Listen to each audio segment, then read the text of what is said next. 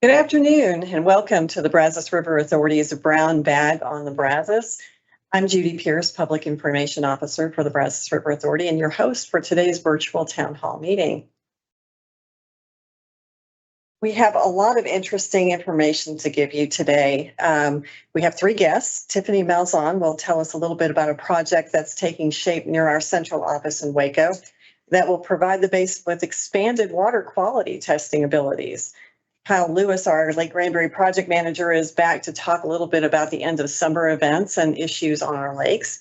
And then Chris Higgins, our senior hydrologist, will tell us about the end of the recent drought, what we can expect for the fall, and everything in between. So as always, if you have questions, we will take them at the end of this meeting. And before we jump in, let me explain how that's done. Part of the purpose of being here today is to allow you to be able to ask us questions live. So at any time during this presentation, you can ask us a question by typing it into the chat function. And you'll find that in that icon in the upper right-hand corner of your screen today. And if we don't get to your question, you can certainly send us an email at information@brazos.org, and we will answer your questions in writing. So let's get started. Tiffany, welcome to our Brown Bags on the Brazos. We're happy to have you here. So as people drive by our Waco Central office, they've noticed that there's some fencing up around, and part of that is a project that you're working on. So let's talk a little bit about what's going on with water quality.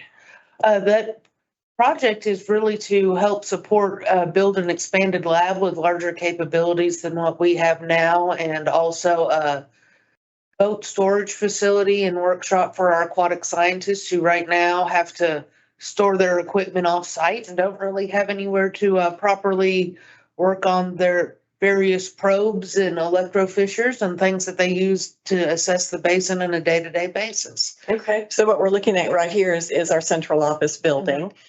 And you see that fence line kind of going around the outside there. And this is another view. So that big grassy area is where the new facilities are being built, right? Correct. They will certainly not take up all of that big grassy area, but yes, they will be. All right. They're just to the left of the central office. Okay. And I have one more picture. We'll show kind of an artist drawing of what that's going to look like in the grass area. So tell us about these buildings. What will they house and what will they allow us to be able to do expanded wise from what we're currently doing? The leftmost building is going to be our boat storage building. So that'll store our 4 boats and other equipment. It'll have a workshop, and it also has a small sediment testing lab in it. Sediment testing is a very dirty process, so it can't be part of the analytical lab. Is that something new that we haven't had here, or is it just an expanded option for it? No, it's just an expanded option for it. Right now, we're doing it out in the storage shed.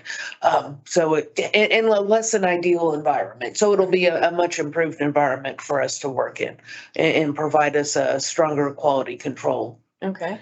And then the second building will be our expanded laboratory. Our current laboratory is about 800 square feet and was built over 20 years ago. At the time, the Texas Clean Rivers program was a much smaller program, much less diverse on what we had to monitor for.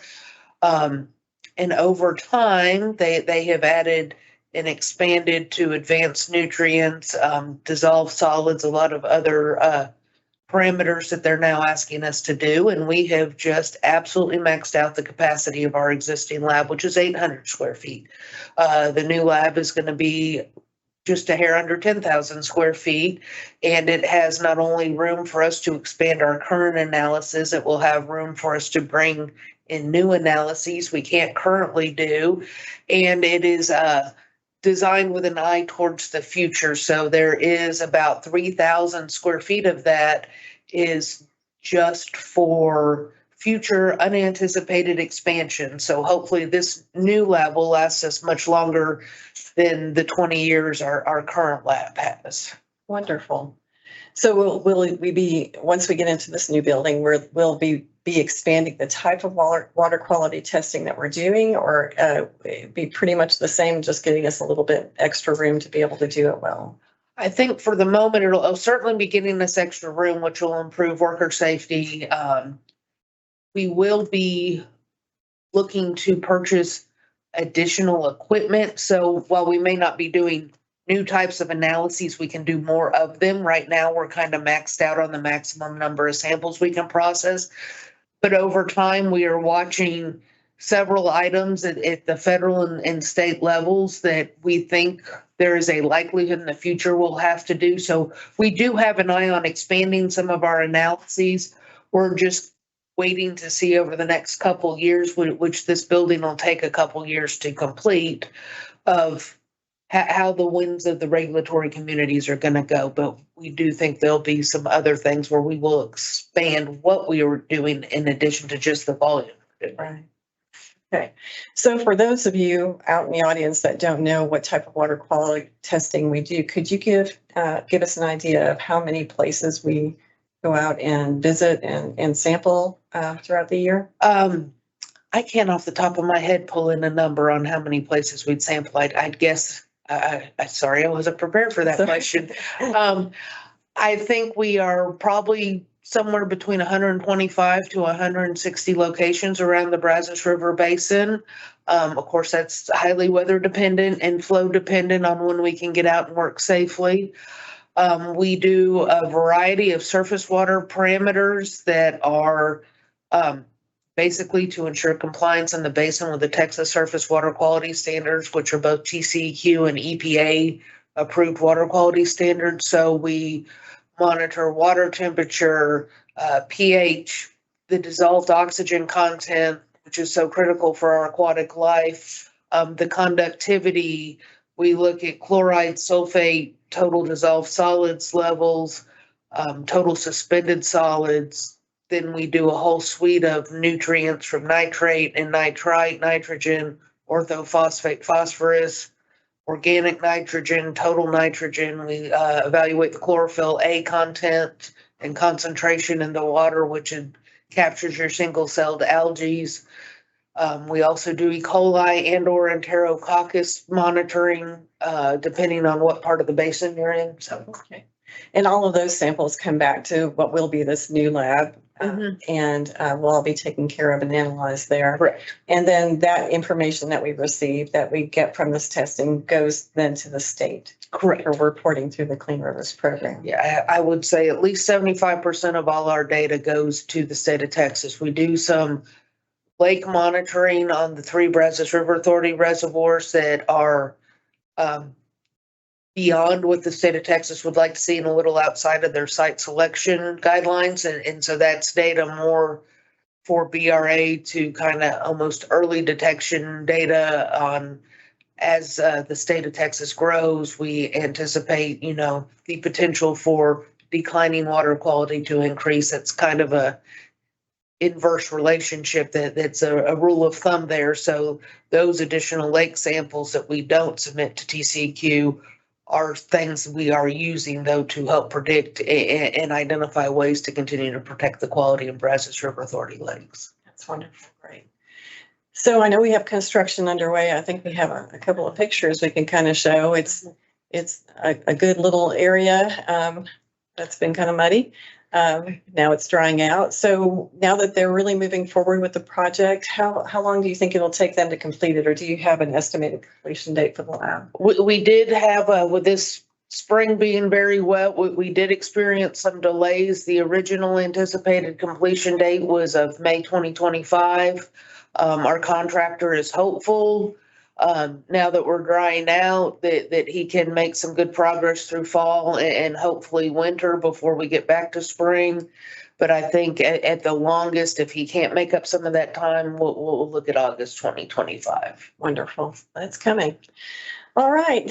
Thank you very much, Tiffany, for joining us and telling us about the project. And we'll hopefully be able to have some pictures of the finished project in about a year. Yeah, all right. Great. Thank you for joining us. All right. So our next guest is Kyle Lewis. He's a project manager for the Brazos River Authority's Lake Granbury office. And he's here to talk a little bit about some of the events and topics for the end of summer. But one of the things that we're going to start with, Kyle, is kind of a harbinger of fall for us a little bit. and that's the annual waterfowl hunting blind drawing. So if you're not really familiar, if you're not a hunter, you may not be aware that we do this kind of things, but one of the recreational opportunities the VRA provides to the public are a limited number of permits to hunt for waterfowl on one of our 3 reservoirs. And we always have more people than we have spaces. So we've kind of gotten to a point where we will do a unique way of awarding these permits, and it's by drawing. So if you don't mind, could you tell us a little bit about it? We've got some dates there up on the screen of when the drawings are. Absolutely. It's the last week in August. Yes, we're glad to be here again. Like I say, hunting season is here. It's Season here. starts in a couple of weeks, September 1st. I've heard people telling that should be a national holiday, the dead A dove lot of season, people so say. it's coming on now. So the waterfowl hunting on our lakes is a pretty interesting deal. You've got areas, Possum Kingdom, we got areas spread throughout the county. Throughout the basin that people have access to hunt, Right. had a very reasonable rate. Being a hunter my whole life, it's probably one of the cheaper leases in Texas, but there are rules you have to follow. There are procedures we have to do Okay. and things like that. But what we, on our reservoirs, what we require is hunt license, new hunt license on sale today, I'm gonna actually. go to this next Today's the first screen. day of hunting, of your hunting license, so. So we see up there, August 15th today is the That is first day today. that you can buy that Texas hunting license and duck stamp endorsement Absolutely. that are required. Yes. If you're looking to be able to get a permit through us on one of our lakes. Absolutely. So- We require all people entering the drawing must be 18 years of age. You're required to have the upcoming year hunting license, the 24-25 hunting license with your waterfowl endorsements. Mhm. Texas duck stamp is the Texas stamp, but the federal duck stamp is the federal stamp. So you can have the hard copy, you can have the digital copy. A lot of people are using digital license now. That's kind of a new Great. thing with Parks and Wildlife. Mhm. So if you're kind of tech savvy, you can do the digital format. But and what we do is we'll check you Mhm. when you show up. Let's sign up. We'll make sure everybody's current.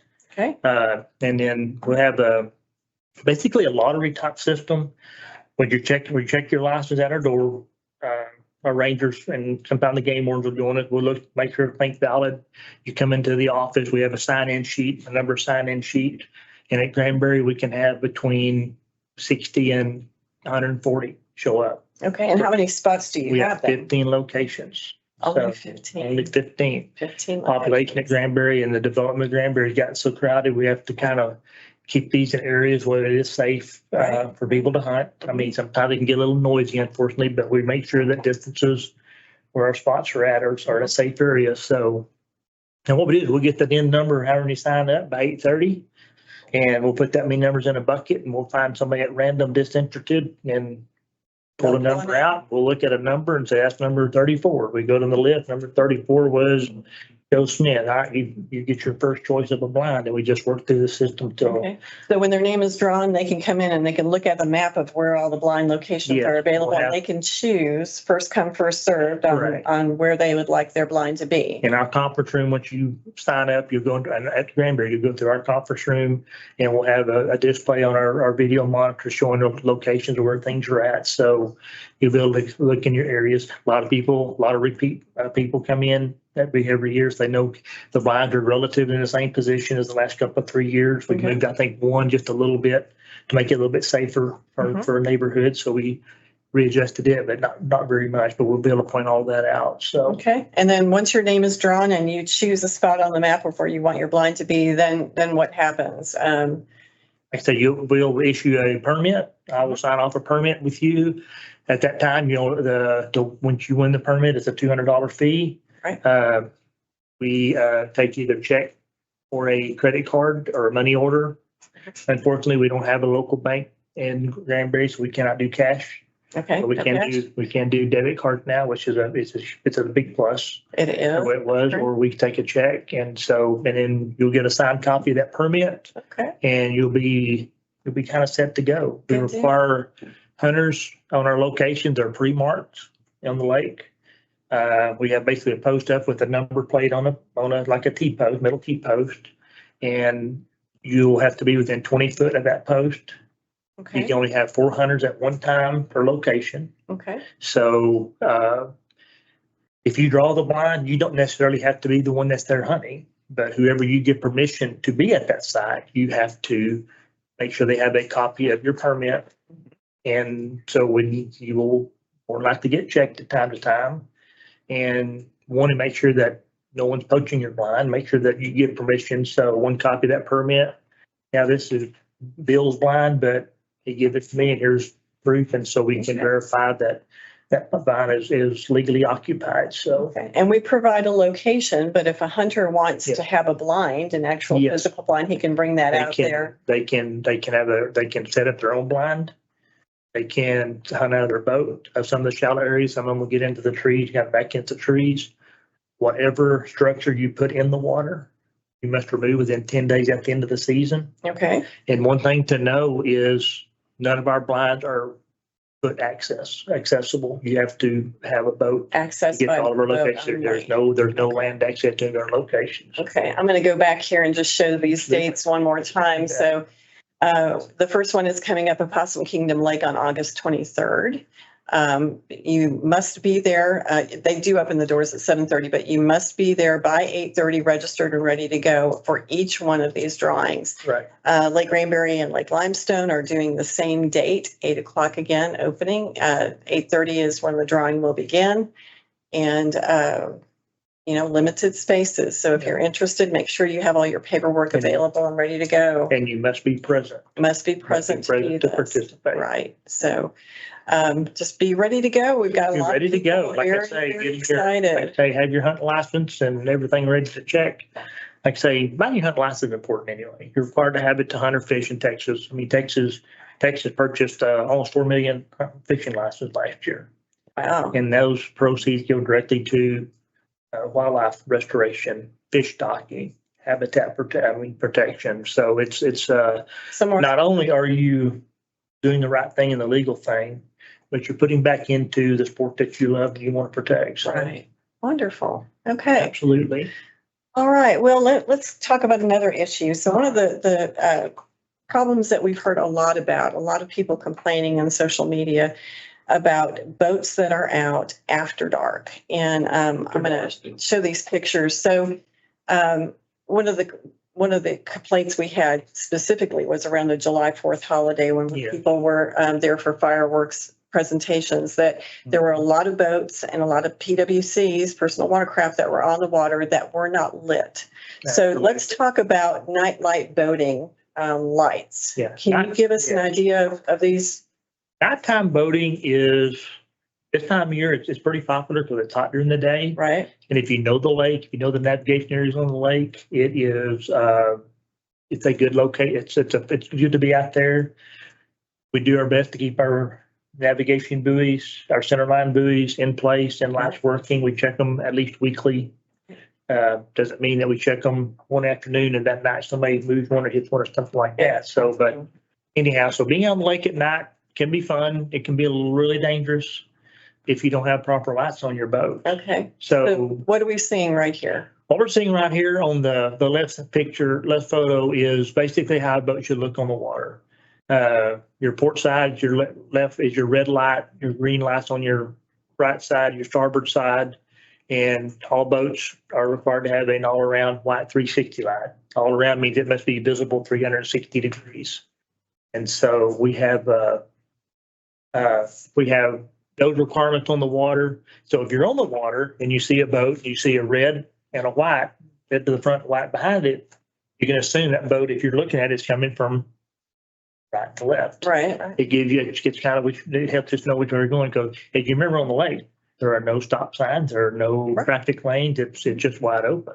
So, and if you see just an all-around white light, you have one of two things ahead of you. You have either a boat that's going straight away from you, Mm-hmm. or you have a boat that's at anchor.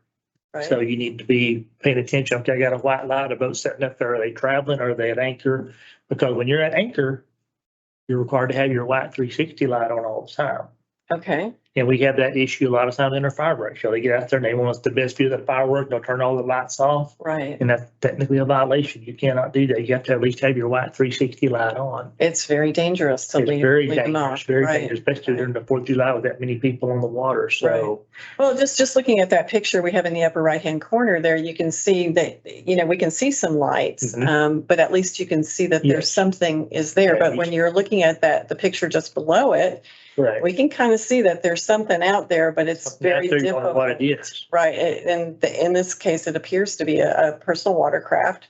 So let's talk about that a little bit, the safety of personal watercrafts at night. Personal watercrafts are required to be off the water at sunset. Okay. It's not, I'm out here on the lake, I look at the watch, hope it's sunset, I gotta go to the dock. Right. You have to be off the water at sunset. Okay. And you cannot alter a PWC, personal watercraft, jet ski, whatever Right. terminology, to have lights to become legal. Okay. But they have to be off the water at sunset. So you need to be watching your time and making sure that you're actually off the Right. water and clear by sunset. And this is not a Brazos River Authority rule. This is a state law This is state law. This is Okay. the Texas Water Safety Act. for specifically for safety purposes. So Correct. what happens if you're not, if you just don't make it back in time? If you don't make it back in time, there's a good chance one of our officers are out. They're out more than at night this time of year. Our officers and the game wardens both because of the heat and more Right. people are out at night.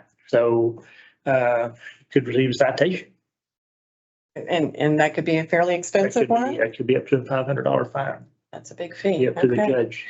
Well, more important than that, though, is really the safety factor of making That's the sure main that thing. no one is injured, and that's the So reason yeah, for at getting at PWCs.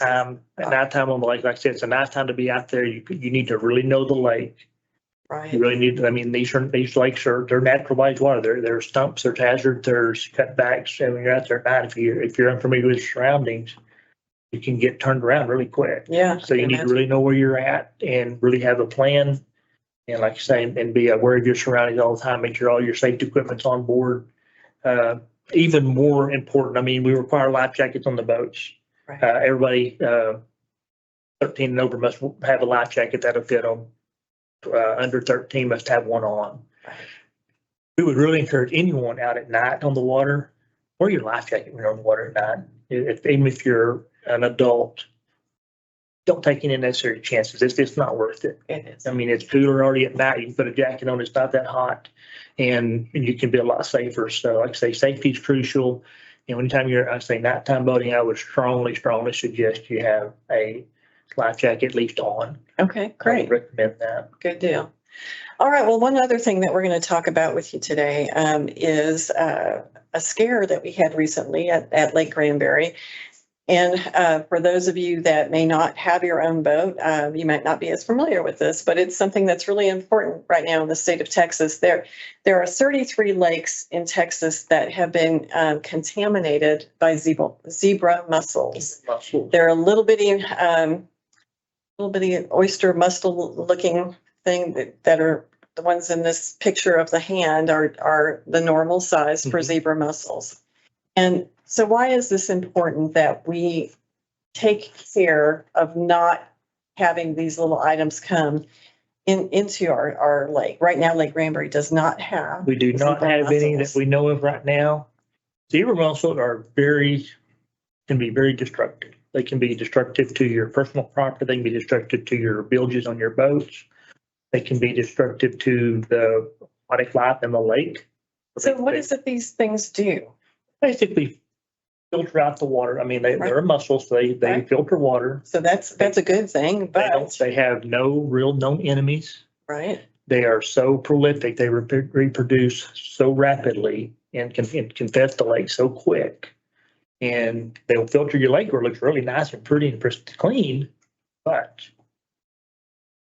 it's a major interruption to the food chain because all your little small plankton, the smaller fish, the minnows can't eat, and then no minnows, bigger fish. I mean, it's a major disruption to the food chain. has an effect on our ecosystem, but it also has effect on our infrastructure around the lake. Absolutely. And Like I boats, say, docks. yes, your boats are important as far as you're plugging up your water pumps on your boats, because boats are water cooled. They pump water from the water and Right. pump through your motor.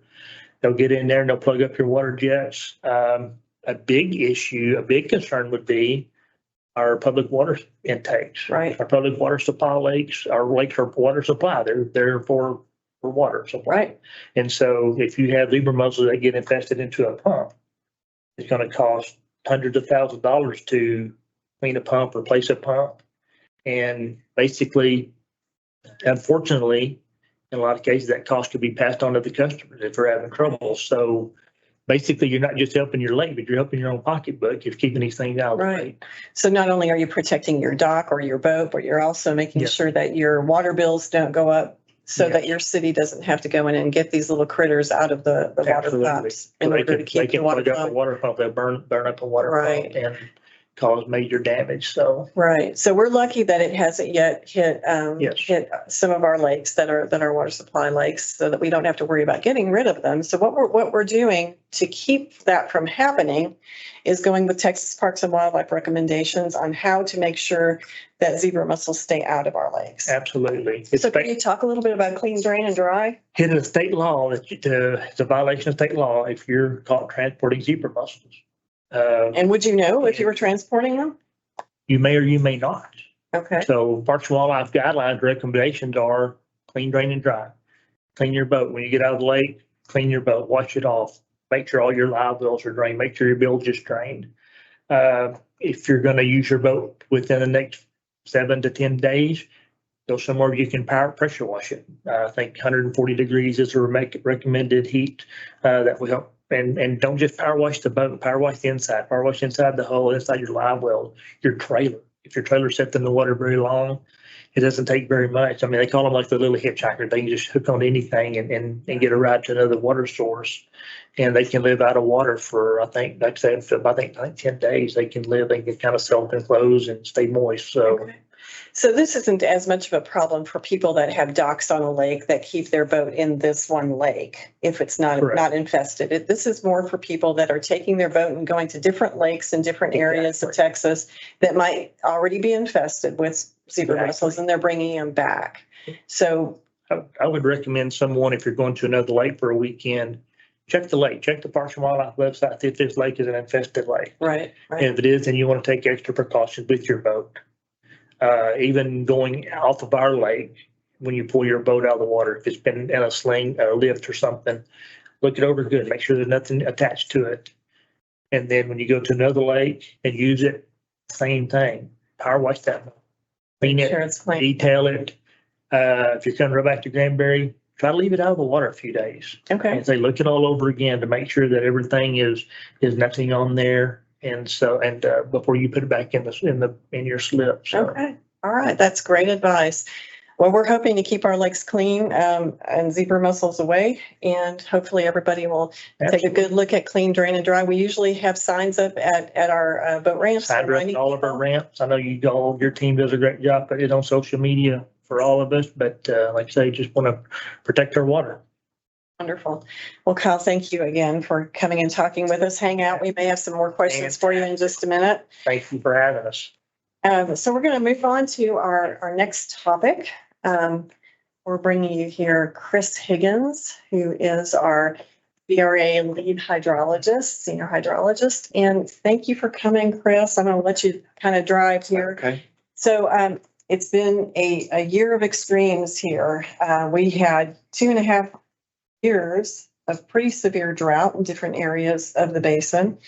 And then spring comes and we had heavy duty rain, so we had flooding. So maybe an end to the drought. And now it's starting to get dry again. So why don't you give us an idea of what's going on and where we've been and what we might be looking forward to? Sure. Yep. All right. Let's go to this slide I have here. So yeah, like you said, thankfully, we're kind of out of the woods as far as drought goes, thanks to that wet spring we had. So all that's kind of behind us. And, right now we're about the system total of all 11 reservoirs is about 97% full. And so we're in really good shape considering especially the time of year we're in. So Right. typically, when you've gone through a typical Texas summer, the system is a little more stressed than that. So we're sitting pretty good right now. what I have here, it's a comparison of the 2011 drought to the 2023 The drought. 2011, obviously, the dark red was some of the worst that we've seen in the basin, correct? Yes, yeah, it was the worst 1 year drought in Texas. And so it's kind of the gold standard or the benchmark, if you will, for comparing other droughts to. And it's good to compare, it's useful to compare droughts. As reservoir owners, as hydrologists, we do that as we're propagating through a drought. Because it gives us an idea if we are potentially experiencing an outlier or, an anomaly, just an oddball year that's drier than anything that we've seen. And if it does that, it'll kind of prompt us to take a heavier look, and actually dig deeper and model it to make sure that, it isn't drier than the worst drought we've seen, because it could impact availability in the basin, if that were the case. So that's kind of why we do that. And so, yeah, what you're looking at here is, like I said, on the left side is the 2011 drought, and the right side was the recent 2023 drought. And this I have this graphic at the bottom. This is the total percent storage of all 11 reservoirs in the water supply system. And so, and you can see on the left side there, that's the percent. So that when it's near 100%, that's when we're in good shape. It's wetter, and then the lower it gets, the drier it is. And I have these shaded areas that kind of pinpoint, that 2011 drought. It was longer than just that 1 year. It was actually, about over 4 years, almost 5 years. And then this most recent drought on the right, you can see it started in about August 2021. So about this time in 2021. And then it lasted, 2.5, 3 years before we recovered. Like you pointed out, we had that really wet spring. And so one of the things I'd like to point out is, that 2011 drought, it was very widespread, and it impacted the upper basin a lot more than it did this last drought. This last drought kind of remained in fairly good shape, throughout, considering the lack of rainfall that we were seeing. And so and it actually was so bad, they did establish a new drought of record in the upper basin. So that was one of those outlier type of droughts that I was just That was talking in about. 2011. Yes, in 2011. Great. And so this just gives you, this drought we just went through impacted the central part of the basin. So the Little River system, Lakes Belton and Stillhouse were, just good indicators of that, because those two lakes reached the lowest we'd ever seen since they were built. And so, so another thing to point out here is, no two droughts are alike. And you'll hear that. You've probably heard us say that. And the reason for that is because there's three main drivers for droughts. It's, drought intensity, and then you have your location of the drought and duration. And this kind of points out all of those three things. You see the locations of those droughts are very different from, and then you can see this 2011 drought. There was so little rainfall, and we had those extreme temperatures, multiple days of above 100 degree weather days like we've never seen before. And the lake dropped all the way down to 60% in a matter of months.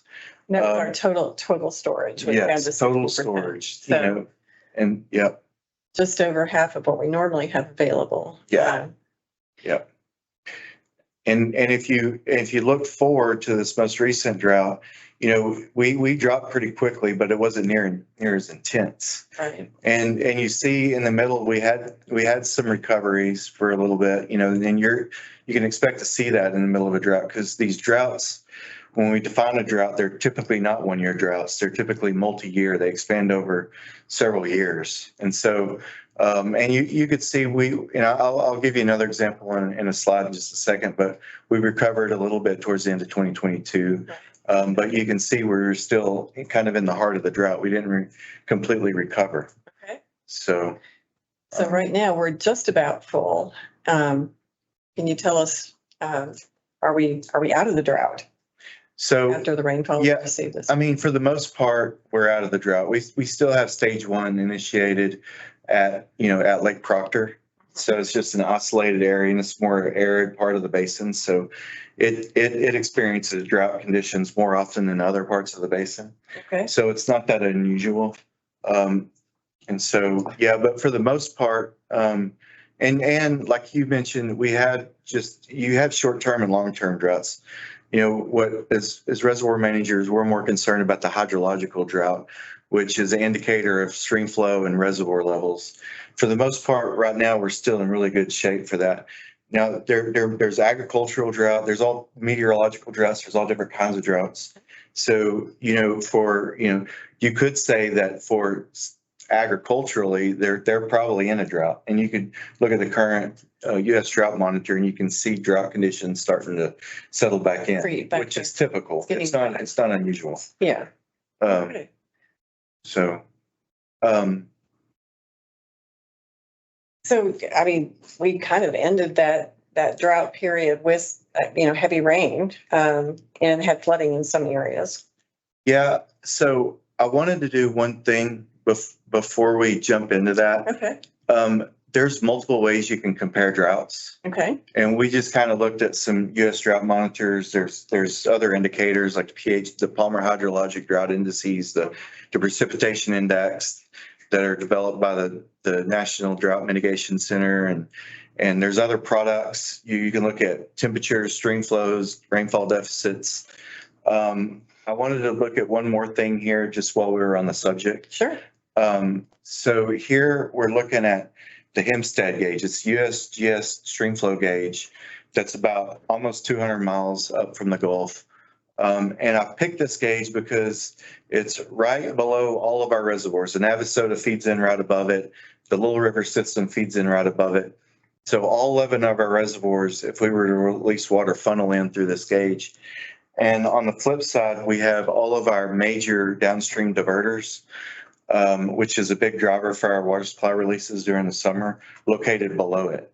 So any water supply release you could see going through that gauge. Okay, And so this shows that blue shaded area. Those are all our water supply releases. oh, And that yellow shaded area is all the natural flow in the river, all the natural runoff base flows. caused by rainfall. Yeah, caused by rainfall, exactly. Good. And so this kind of shows you how extremely dry 2011 was. And if you look at that box up there, that normal monthly flow at Hempstead, Mhm. that gives you kind of what you would expect normally in an average year. And all these flows were well below that all year long. So for contrast, let's look at 2022 and 2023. So this is the same graph, 2022, and it's at the same scale. So you can see it visually. I'll scroll back and then scroll back to it. So you can kind of Big see. difference Yeah. in the amount of rainfall that we see there. Yeah. There. Okay. And so you can see that, although the natural flow and both, and is abnormally low, the 2011 drought was way more severe. So look, you can see here, we had some recovery. This is where I explained, and I'll go back up to it real quick. Right here on this bottom graphic, Mhm. it's towards the end of 2022. See how we did this, we recovered a little bit. We went from about 70%, up to a little bit over 80%, about Yeah. 82%. And that's what you're seeing here in this graphic. On the left side from April to July, we had some pretty good rainfall. Right. And so drought conditions did settle back in. When we started entering summer, and so we did have some water supply releases. But comparatively, you look at here, we had about 240,000 acre feet of water we released out of storage downstream to our major customers. Here it was about 70,000, and here it was about 88,000 here and about 70,000 acre feet Wow. here. So there was a big difference between that Right. 2011 drought. Right. And it's just let you know that we didn't see anything unusual. This is part of Texas climate. we're going to go into droughts. Droughts happen. Right. It's just a normal part of the cycle yeah, here. Okay. And so what we just, these big extremes that you just talked about are normal for the Texas climate where we, so, and then you were going to ask me about the recent rainfall. Yeah, so in the springtime, it started to rain, and different parts of the basin had different amounts of heavy rainfall or lighter rainfall. The lower part of the basin had quite a bit of flooding. In fact, there was flooding in different areas that were some were bigger than others. So tell us about how much rainfall came. What is it? How did that end the drought? I mean, we kind of came up with a lot of water. Yeah. We kind of stair stepped a little bit, and I didn't put it here, but to answer that question, we had some good rainfall in the early part of spring up through, up through April, and then the Little River system still remained in drought here. We couldn't, so it wasn't until the latter part that we got some big rains in May that allowed the Little River system to finally recover from that intense And drought. that's Lake Stillhouse Hollow and Lake Belton. Yeah, and it also includes Proctor didn't fully recover, but Proctor recovered significantly from where it was at before, from below 30% all the way up to above 80%, full.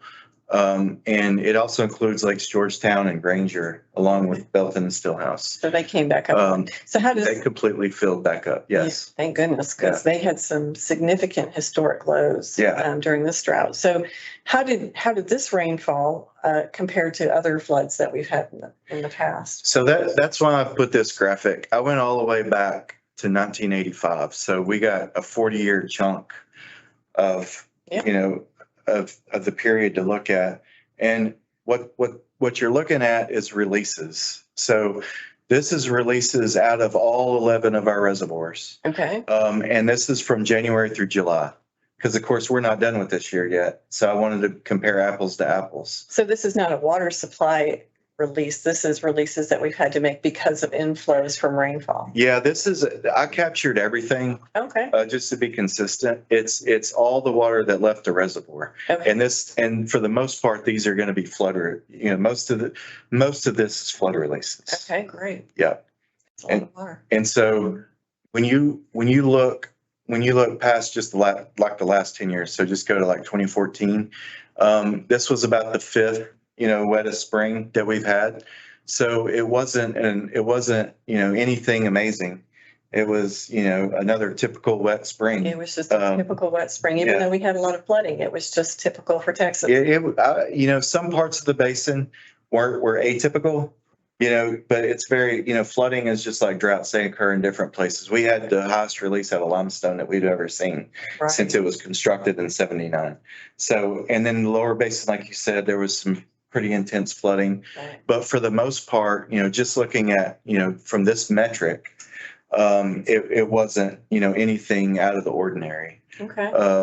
And if you go back all the way to the past 40 years, it's probably about the top 25%. It's about the 11th most wettest, as far as I can't say 11th most wettest spring, but because we're just looking at what was released through the reservoirs. Right. So the rainfall had to occur above the reservoirs. There are times when there's intense rainfall events that can cause flooding below the reservoirs. So this metric is just looking at, what we released. Okay. There's just like the droughts. I mean, there's so many different ways you can look at, how wet it was, just as you can look at how dry it was. So just one metric. Moving on. Yeah. Well, after having such a dry time and then the wet spring, and now we're starting to dry out again, what are we looking at for the fall? Are we going to go back into drought? Is that a possibility? Yeah, it's a possibility. And I'll have to be the harbinger of maybe a little bit of bad news, but it's not terrible news, especially since we're in such good shape system-wide right now. But, these metrics from the Climate Prediction Center, the CPC, we have that top left, it's a 6 to 10 day outlook. You got the top right, it's It's the 3 to 4 week outlook, and then you got the seasonal precipitation outlook. That's September, October, November later this year. Okay. And so the near term is exactly what, if you turn on the local news or look at the weather forecast, all you're going to see is above 100, no rain. It's showing here below normal. That's what we can expect.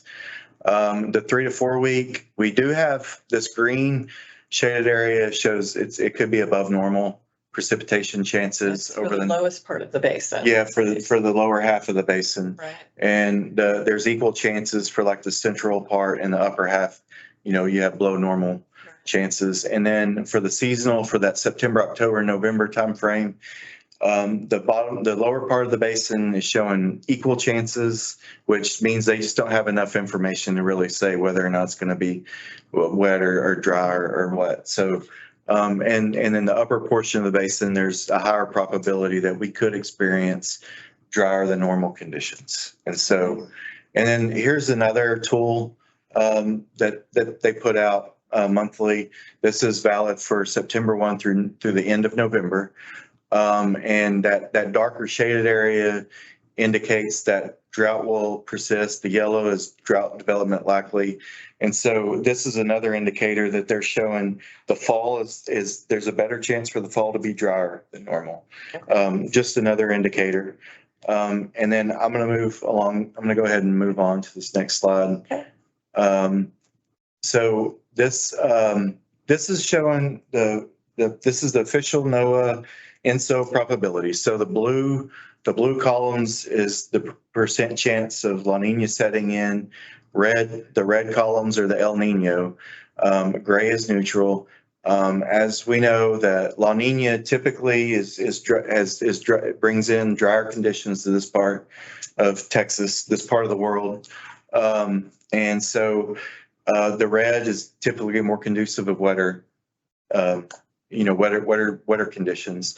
And so you're looking at the bottom is June, July, August. Mhm. And then the second set of columns is July, August, September. So August, September, October. And so this is saying, by fall, there's a 70% chance of La Nina conditions, setting in. Okay. And so this is just, this all correlates and all three of these graphics are all part of the same. A lot of these drier forecasts over the long term are kind of driven by this right here. And so these forecasts, and just the fact that La Nina is rearing its head, it doesn't come with any certainty one way or another. It just means that there's a higher probability that conditions could be drier. And I've seen just over the years anecdotally where they've predicted drier conditions or wet conditions and the opposite happened. Okay. So this just says the probability is Not high. for sure. Yeah. So I know October is generally a pretty wet month for us. So what this is saying is that there's probability that won't occur. Is that right? Yeah, and it doesn't mean we won't get any rain. It just means we may receive less rain than we would normally see on average, Okay. potentially. But we could see more. So You never Yeah. know. All right. Yeah. Well, Chris, I thank you very much for giving us an idea of where we've been and where we might be going. And I guess when we get into October, maybe have a better idea of what they might be able to Yeah. expect. Okay. Yeah. Well, thank you again for your time. you're welcome. All right. I think that we actually did have a question come in a couple minutes ago. And it was about golden algae. And Tiffany, if you don't mind coming back, could you talk to us a little bit about golden algae?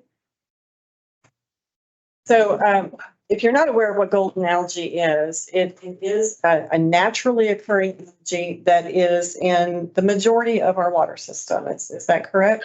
Correct. It's a single-celled organism. It's pretty much throughout the state of Texas. It's just based on the water quality. The Far East Texas waters don't have the right pH to allow it to produce toxicity. That is the one unique thing that separates it from, say, our normal green algae we'd see in our reservoirs, is that at times when conditions are right, it can generate a toxin. That toxin is not known to be harmful to humans or mammals, birds, but it is toxic to other fish. It can be toxic to freshwater mussels, aquatic insects. We're not real sure of the effect of them on with that toxin, but so it is just a naturally occurring thing that we just have to throughout the state of Texas deal with and be aware of. We do sampling in partnership with Parks and Wildlife. Starting in the fall through the spring, which it has been, it's not impossible to have a bloom or a toxic event in the summer, but monitoring the data over the last 20 years, it definitely seems to be much more of a fall to winter, early spring occurrence for us. So we collect samples every month from Possum Kingdom and Granbury, which are our reservoirs that have been most impacted by this, and send them to Texas Parks and Wildlife, and they do cell counts and toxicity analysis. But honestly, it's also a very elusive little critter, and predicting exactly when it's going to bloom, the conditions that are going to happen, and then even more importantly, when it's going to become toxic, it has eluded pretty much the best minds around the globe. Golden algae is not just unique to Texas. It's throughout a good portion of the United States. There's populations in Israel, Australia, even up in the Norway and Sweden areas. They've had impacts from golden algae, and trying to find a single set of causative factors has been elusive for us. Every time we think we start to figure out, okay, these are the situations and scenarios setting up, it will do something different and surprise us. Okay. So basically, just a real quick summary of it. Golden algae is always there. Sometimes it begins to bloom, and when it blooms, it will be toxic to fish and mussels and. Not necessarily. It can Okay. bloom, which is a bloom just means it rapidly increases the size of its population. It can bloom and not be toxic. So you might see a tea color to your water, but if you're not seeing fish dying, and there are blooms in East Texas, but because they have a much more acidic pH in their waters in East Texas, that seems to prohibit the production of the toxin. So they might have a bloom where a relatively clear water body suddenly becomes kind of a nice tea colored lake, but it's not toxic. We have seen that from time to time in the basin too. We'll have high cell counts, but no evidence of toxicity. Bloom, okay, of toxic blooms, okay. Yeah. So I think our question was, what are we doing to stop this from happening? There's not a thing you can There's do. nothing that can. It is part of the natural food chain in our reservoirs and lakes.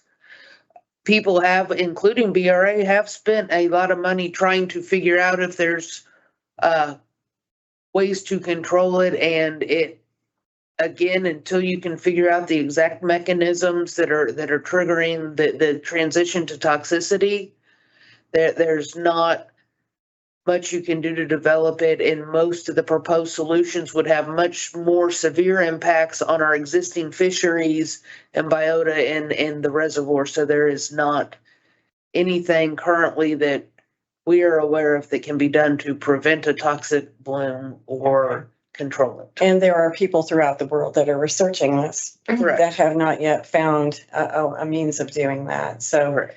we are just hoping that doesn't happen. We don't have, blooms and toxicity and fish kills like we had a number of times in the past 20 years. But there's really no way of predicting it. And I would also caution, it's, when people try to eradicate native species, we're not aware of the Pandora's box of repercussions that could unfold from doing that. So, trying to control something that's there naturally and does serve a purpose in the ecosystem could have equally detrimental results. Okay, all right.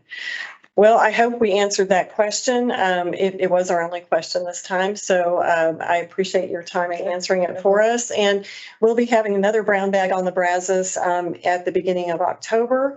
We're very happy that you all joined us today, and we hope you'll join us again in October. Thanks for being here today.